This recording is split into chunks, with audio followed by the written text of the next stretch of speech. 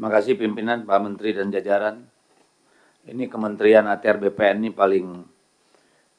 paling keren saya kira. Ini kalau kita RDP Pak penuh nih ruangan dengan orang Kementerian ATR BPN. Ya. Di Zoom juga ada banyak. Saya kira tapi juga saya kira perlu ditimbangkan efektivitasnya ya. Karena di luar juga banyak, di sini banyak. Mudah-mudahan ini betul-betul bisa mempercepat tugas teman-teman semua di Kementerian ATR BPN. Yang kedua Pak Ketua, seperti yang Anda sampaikan tadi, ini tadi saya sudah mencatat benar soal progres per kuarter ini.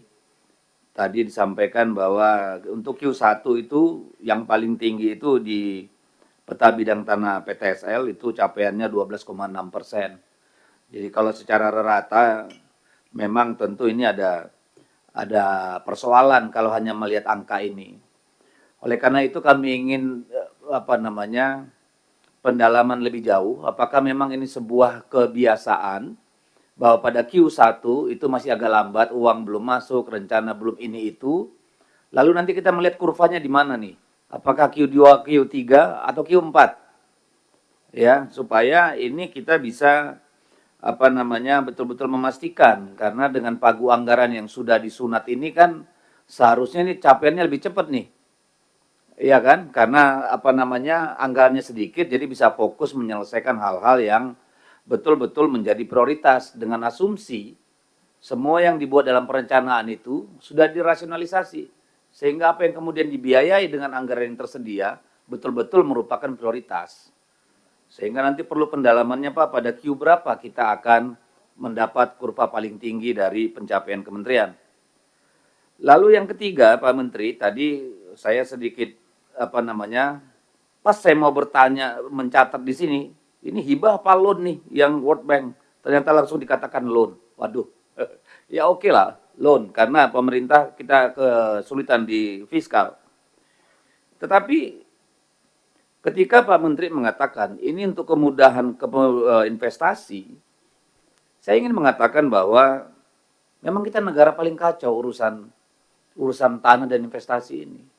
Terbukti di hampir semua negara Asia, konflik agraria paling tinggi itu di negeri ini, Pak. Paling tinggi bandingkan dengan semua negara di Asia. Nanti kita buka datanya. Tetapi saya ingin sampaikan, investasi itu datang kalau ada kepastian hukum, Pak. Tanpa kepastian hukum, nggak ada investor mau taruh uang di sini. Siapa yang mau datang ada ketidakpastian. Regulasinya tumpang tindih, Pak. Di bawahnya banyak mafia, banyak makelar. Jadi kita minjem ini nanti untuk investasi, rakyat dikorbankan, belum tentu juga ngundang investasi yang banyak, Pak. Akhirnya orang-orang kita juga yang makan nih barang ini. Seringnya kan begitu. Kalau kita lihat misalnya luasan sawit pertambahan kebun sawit dengan luasan pemberian hak ulayat tanah adat bagi masyarakat, itu kayak seperti kura-kura lawan kuda Arab, Pak. Nggak sebanding. Jadi saya mohon juga Pak Nusron, di era Bapak ini, tolong diseimbangkan antara ini untuk kemudahan investasi, juga dengan jaminan Pak, terhadap hak masyarakat Pak. Harus ada keseimbangan Pak. Jadi kalau dalam konteks ini saya minta agar kalau bisa, Kementerian Agraria mendorong Pak, pemerintah daerah untuk mengajukan tanah ulayat dan tanah adat itu Pak. Bantulah, jangan nunggu dari bawah Pak. Pemda itu nggak peduli Pak. Tolonglah didorong, kita kan punya kantor di daerah Pak. Supaya ada percepatan juga untuk pengajuan hak-hak itu. Karena apa Pak? Potensi ledakan sosial kita dengan pertambahan populasi terus-menerus, tetapi tanah semakin mengerut, Pak. Ini suatu saat akan jadi ledakan berdarah-darah di Republik ini, Pak. Jadi tolong ada keseimbangan antara investasi dengan hak masyarakat. Tolong kita dorong itu juga, Pak. Ya. Saya berharap karena ini loan artinya apa? Akan dibayar oleh negara. Dibayar oleh negara siapa? Berarti rakyat yang bayar. Yang diuntungin bisnisnya, tapi rakyatnya ikut ngebayar loannya ini kan Pak. Jadi tolong juga Pak saya dorong supaya bagaimana mekanismenya kita atur ya supaya Pemda juga lebih proaktif mengusulkan ya sertifikasi atau penetapan hak ulayat atau hak adat itu. Tentu kolaborasi mungkin dengan Kementerian Kehutanan ya dalam konteks ini siapa tahu.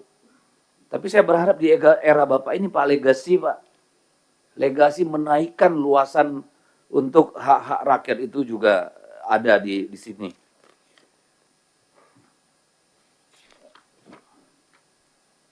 Ini kalau saya lihat kan di sini hingga tahun 2025 itu baru 56 sertifikat hak pengelolaan HPL. Ya. Dari 18 kesatuan masyarakat hukum adat, Pak. Padahal puluhan juta hektar tanah kita ini dimiliki korporasi dan perorangan. Kan ini kita sadis nih sama rakyat sendiri, Pak. Bukan Pak Nusron, Pak.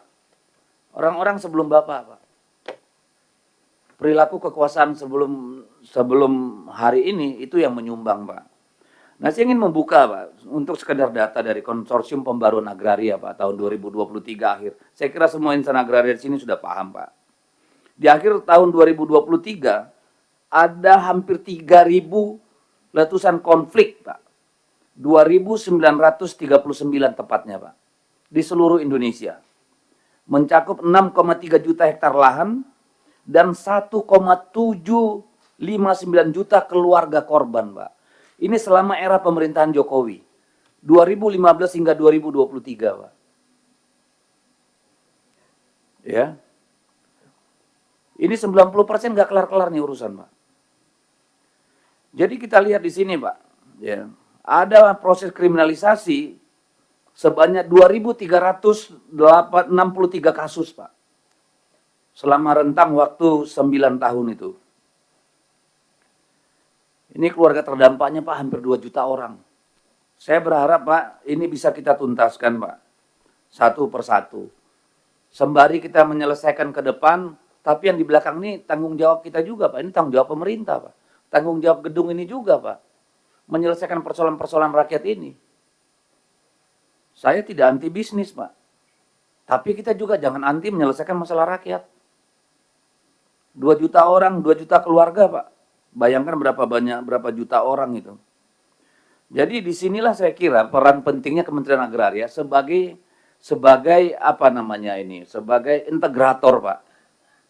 Ya, dengan Kementerian Kehutanan, dengan Kementerian apa lagi itu, Pertanian. Saya kira di sini peran pentingnya, Pak. Dengan Kementerian Dalam Negeri dalam konteks pengelolaan agrarianya. Saya kira ini juga, Pak, penting. Ya, supaya betul-betul menjadi perhatian. Saya sangat berharap nih pada Pak Menteri. Pak Menteri sebagai orang yang tahu hiruk pikuknya masyarakat di bawah sebagai anggota DPR bertahun-tahun, Pak. Saya kira harus memberikan sesuatu yang berbeda dan saya kira itu bukan harapan yang berlebihan supaya persoalan-persoalan rakyat ini diselesaikan. Jangan hanya persoalan pagar laut selesai menguap nggak ada ujung pangkalnya lagi, Pak, hari ini. Yang kemarin teriak-teriak pun nggak tahu batang hidungnya entah kemana sekarang. Hal yang begitu menarik perhatian kita kemarin, tiba-tiba simsalabim hilang tuh. Nggak tahu kita, ini ujungnya di mana barang nih. Ya kepalanya kemarin kelihatan ada persoalan 34 km pagar laut, bla bla bla. Tiba-tiba PDIP kena getahnya di situ, nggak jelas ujungnya. Padahal nggak ada urusannya. Saya kira nanti juga ini perlu diklarifikasi Pak Nusron karena ini merusak kita juga. Ya, apa betul itu keluarga yang dari kader kita itu di situ ada melakukan sesuatu supaya clear, Pak. Ya, jangan kita ini yang jadi kena getahnya, Pak. Karena kita bicara organisasi. Jadi kita juga ingin tahu kemana ini, di mana ini ujungnya ini pagar laut ini, Pak. Apakah karena tidak ada pemberitaan atau sudah selesai masalahnya? Kalau sudah selesai, tolong dilaporkan di sini. Karena ini perhatian publik kemarin.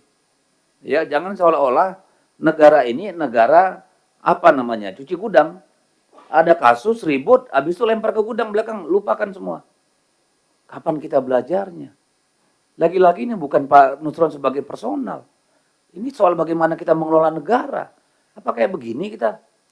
Tiap ada masalah, hilang karena masalah baru. Bukan karena kita selesaikan. Kan begitu nih, Pak Nusron. Saya kira begitu, pimpinan. Terima kasih. Terima kasih Pak Deddy Sitorus dari PDI Perjuangan. Selanjutnya dari fraksi Partai Golkar.